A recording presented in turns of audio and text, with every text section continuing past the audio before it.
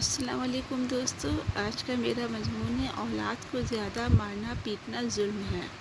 بچوں پہ ظلم ماں باپ یا استاد ہو تو اس سے ہوتا ہے۔ بڑی بے رحمی سے بعض ماں باپ ایسے کسائی ہوتے ہیں کہ بچوں کو اس طرح مارتے ہیں جیسے کوئی جانور کو مارتا ہے، بلکہ جیسا کوئی چھت کو کوٹتا ہو، اور جو کوئی منع کرتے تو کہتے ہیں کہ ہمیں اختیار ہے، ہم اس کے ماں باپ ہیں۔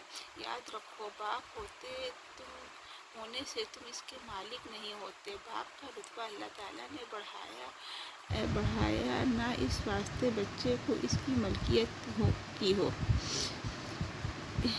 باپ کا رتبہ اللہ تعالیٰ نے بڑھایا ہے نہ اس واسطے بچے کا کہ اس کی ملکیت ہو اور اس سے بچوں کو تکلیف پہنچے، بلکہ اس واسطے کہ بچوں کی پرورش کرے اور ان کو آرام دے۔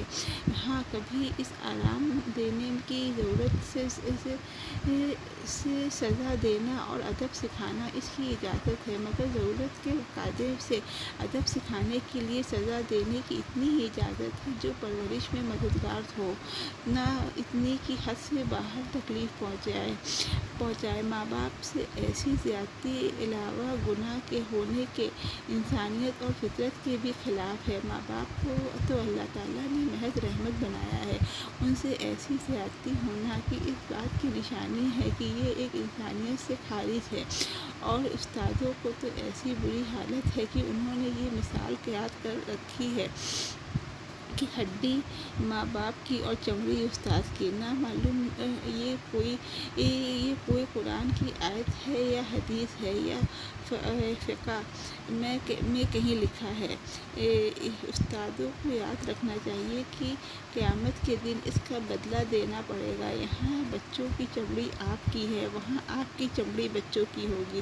کیا تماشا ہوگا کہ وہ بچے جو ان کے بس میں تھے، خلقت کے سامنے ان کو پیٹ رہے ہوں گے۔ علاوہ اس کے یہ بھی تجربہ کی بات ہے کہ زیادہ مارنا تعلیم کے لیے مفید نہیں ہوتا بلکہ نقصان پہنچاتا ہے۔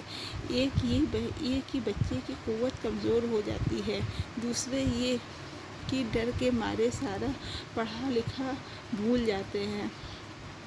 جاتا ہے، تیسرے جب بچے کو پیٹتے پیٹتے اس کی عادت ہو جاتی ہے تو وہ بے حیا بن جاتا ہے، پھر پٹنے سے اس پر کوئی اثر نہیں ہوتا۔ اس وقت یہ مرض لا علاج ہو جاتا ہے اور ساری عمر کے لیے بے حیائی اس کے مزاج میں داخل ہو جاتی ہے۔ اس لیے ضروری بات ہے کہ تعلیم اور ادب سکھانے کے لیے بچوں پہ مار پیٹ زیادہ نہ کی جائے، کہ ظلم ہے۔